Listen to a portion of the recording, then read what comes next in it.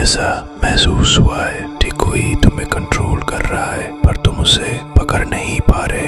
तुम्हारी सोच, तुम्हारे फैसले, तुम्हारा बिहेवियर सब धीरे धीरे किसी और की पकड़ में आ रहा है। इसे कहते हैं डार्क साइकोलॉजी, जहाँ कंट्रोल शब्दों से नहीं दिमाग से किया जाता है।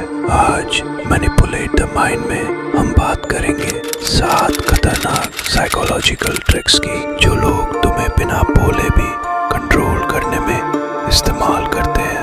1 foot in the door trick। शुरुआत छोटी सी होती है, भाई 50 रुपए दे दे, फिर 500 रुपए, फिर धीरे धीरे तुम्हारा दिमाग, तुम्हारा टाइम और तुम्हारे डिसीजंस भी उनके हाथ में। इसे कहते हैं foot in the door technique. वो पहले ट्रस्ट बनाते हैं, फिर उसी ट्रस्ट को अपने कंट्रोल में बदल देते हैं। अगर कोई बार बार बाउंड्रीज क्रॉस कर रहा है तो वो अच्छा नहीं बन रहा, वो तुम्हें टेस्ट कर रहा है।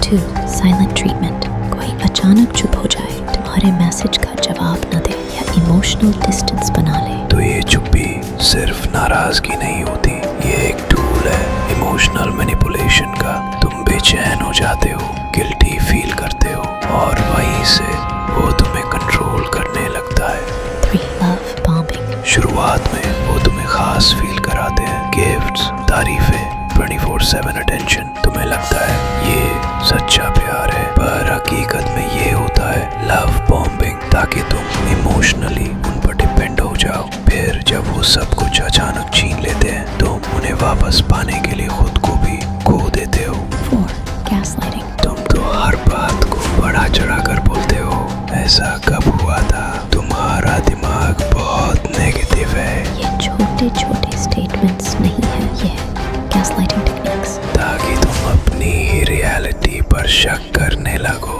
तुम्हारा दिमाग सोचने लगे क्या मैं ही गलत हूँ, और यहीं से वो तुम्हारी सोच को कंट्रोल करने लगते हैं। 5 triangulation। तू अकेला नहीं है, सब यही बोलते हैं तेरे बारे में। उसने भी कहा था कि तेरा एटीट्यूड प्रॉब्लम है। वो हर बार किसी तीसरे इंसान को बीच में लाकर तुम्हें नीचा दिखाते हैं ताकि तुम इनसिक्योर महसूस करो। इसे कहते हैं ट्रायंगुलेशन, तुम्हें अकेला करने का एक तरीका।